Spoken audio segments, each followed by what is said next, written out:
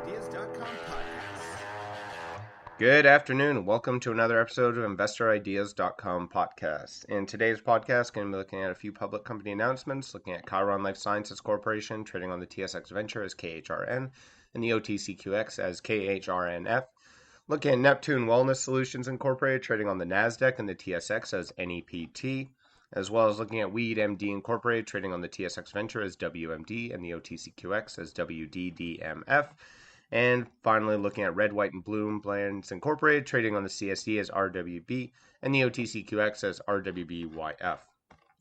So first today, starting with CHIRON Life Sciences Corporation, who announced that as a result of strong clinical evidence, the company's national strategic project status, and a directive from the government of Colombia that its medical products and clinic services are now covered by the country's major health insurance providers, including medical cannabis as a first-line therapy. And in Colombia, more than 94% of the population have health insurance. We see the inclusion of our products and services under health insurance policies as a significant driver of revenue opportunities for CHIRON in Colombia and a validation of our clinical model and the potential for market growth in the country.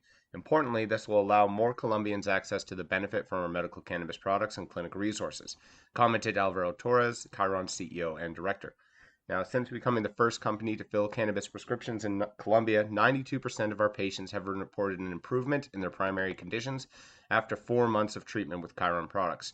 And we look forward to improving the quality of life even more patients who are now able to access medical cannabis through insurance coverage.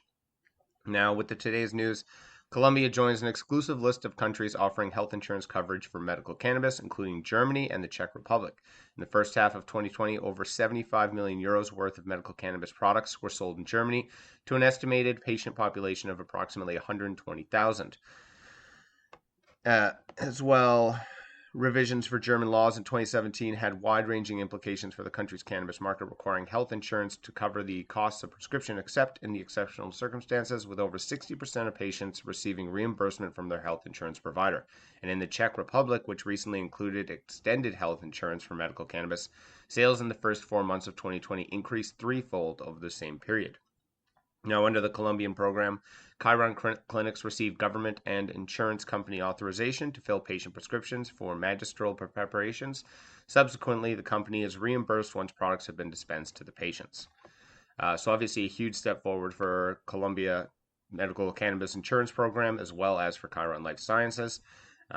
Still is interesting to note that within Canada, even though this is a very largely established market, there still isn't actually a large-scale insurance providers that are dealing with the medical cannabis market. That does look to be changing in the next year or two through the Medical Cannabis by Shoppers program. It'll be a similar type of announcement, I'm sure, to this, hopefully in Canada within the next 2 years. But for CHIRON Life Sciences specifically, this does make them one of the top dogs within the medical space within Colombia. And obviously their clinics I've talked about before have been pretty well established there. So very much what you're seeing is CHIRON becoming pretty much the de facto medical enterprise within Colombia for cannabis, which is a huge testament to what they've achieved over the last 2 years. So definitely a good congratulations for them. And it'll be interesting to see how much their sales increase and also how much more patients are onboarded within the next couple of months.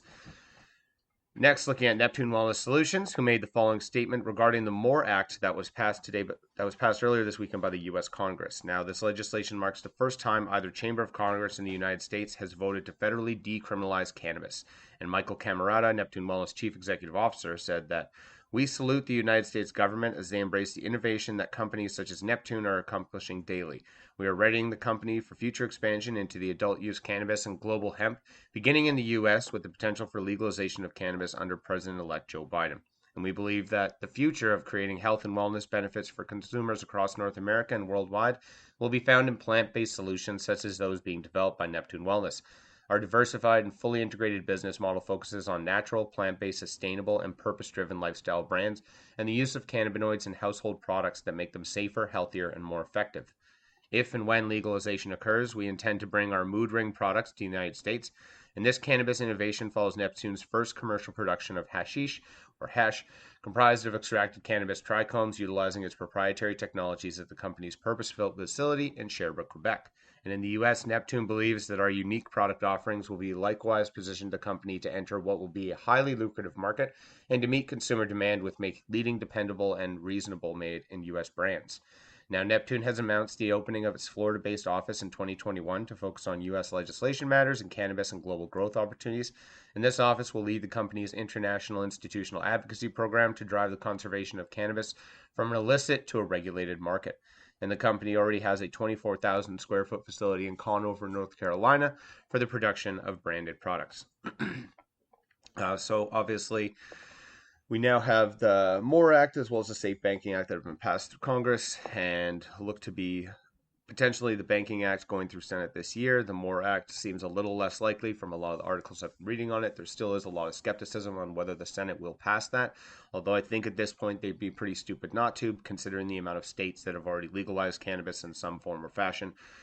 It seems like a very obvious move to make at this point, as well as this does allow for sort of the floodgates of banking to get back into the cannabis industry, which is kind of why you're seeing a lot of these companies make more aggressive moves into the U.S. market, or at least have partnerships or agreements in place for when there is at least federal decriminalization, which will open up a lot more access points for Canadian or international-based cannabis companies to go in and out of the U.S. It also really slows down any of the issues that they have with border control and state-by-state access for cannabis. And this could also be a big boon for a lot of the multi-state operators who now would be able to travel from state to state with a little bit more ease, and then obviously the banking. So that is something that you can see a lot of these companies are anticipating within 2021. And I would expect that at some point in 2021, there will either be a giant rise in the cannabis industry or a fall, depending on the expectations being met or not met for those bills. Next, looking at WeedMD Incorporated, who announced that it's commenced shipping its newest cultivar, Black Sugar Rose, to the Ontario Cannabis Store for sale to provincial retailers under the Cannabis Colors Cannabis Adult Use brand. Now, as WeedMD's first cultivar to carry a terpene profile listing, this indica-dominant hybrid whole flower product is currently available with the terpene profile of 3.6% and THC level of 20%. Now, packaged in nitrogen flush color branded pouches, the company is responding to the call for new cultivars, flower integrity, greater product diversity, and less packaging. The move is also part of the company's commercial growth plan to enhance market appeal for the Color Cannabis brand and accommodate an ever-evolving, discerning, and natural consumer base. Now, cannabis retailers and consumers are increasingly aware that cannabinoids only tell a part of the flower's story, said Angelo Tselbas, the chief executive officer. Now, by adding terpene listings on our color brands, we are providing consumers with important product data and on information that will enhance their cannabis acumen and empower them to make more informed purchase decisions. Now, Black Sugar Rose packs are an impressive 3.6% total terpenes and showcase our cultivation team's time-tested commitment to quality production. Cultivation and releasing Black Sugar Rose in Ontario is a proud achievement and pays homage to WeedMD's cultivation pedigree and tradition of excellence, said Curtis Wallace, the head of cultivation. In selecting new cultivars, we took great care to complement our carefully selected color cannabis genetics and product line, and this cultivar's terpene and cannabinoid profile stands up along some of the more iconic cultivars, including exclusively held top-selling Pedro's Sweet Sativa. So the company also announced that it has agreed to part ways with Stephen Ng as Chief Commercial Officer, effective immediately. On behalf of the company, we thank Stephen for his contributions during this team buildup of Starseed Medicinal and the integration into WeedMD, said Mr. Tselbas. Steve was instrumental in shaping our business as we prepare to enter the next phase of our growth, and we wish him the very best in his future endeavors. So WeedMD, one of the companies focusing now on having a terpene profile. I don't know why they only mentioned that it's 3.6% terpenes, but they didn't mention which terpenes specifically. I'm sure there's more information on their packages. And this is something that I talked about very early on when you started seeing products hitting the market, because most of these cannabis dispensaries within the Canadian market are using sort of a terpene chart that they're developing in-house or being provided with from a lot of their different producers. But not really having anything on the packaging, not really having any information up on their display boards. Everything is still sold and divided by CBD and THC potency levels. So hopefully this is the start of the trend to see also much slimmer and easier to use packaging. That's something that all of these companies have been focusing on heavily over the last 2 years. Some of them have achieved better results than the others, but still you're seeing a move towards less and less aggressive and overkill on the packaging, which is great for everybody within the industry. But I do think that this move towards terpene profiles and actually having that on the packaging and also in the sales sort of charts and boards that are in dispensaries could be the game changer for the cannabis industry. As they mentioned there, this is only a part of the flower story. And as many have talked about the entourage effect and all of these cannabinoids working in tandem together, I do think that moving forward, seeing these companies head in this direction will be much more beneficial to both the consumers as well as just the general public around their cannabis knowledge. So definitely good to see that some companies are heading in that direction. It'll be interesting to see if others follow and how quickly. Lastly, today, looking at Red, White, and Bloom Brands Incorporated, who announced a Phase 1 rollout of an exclusive line of cannabis products to the Michigan market through existing licensed operators in the state. Initial products will include flower, vapes, gummies, and pre-rolls. Pre-orders for provisioning centers will commence Wednesday, December 9th. Now, the limited collection will include distinct offerings, red label and black label, and will span over 30 High Times SKUs once fully launched. There is no cannabis brand in the whole world like High Times, said Red, White, and Blue Chairman and CEO Brad Rogers. As the most well-known brand in the community, High Times helps light the way before many of us even are through the space. And we are on the cusp of a new beginning for both of our brands, one that will define Red, White, and Blue and High Times as the best in class for generations to come. We are very excited to bring this important goal to fruition and have plans for many other instantly recognizable High Times initiatives. With the rights to High Times and Platinum Vape, RWB is the most recognizable cannabis brand in the market today.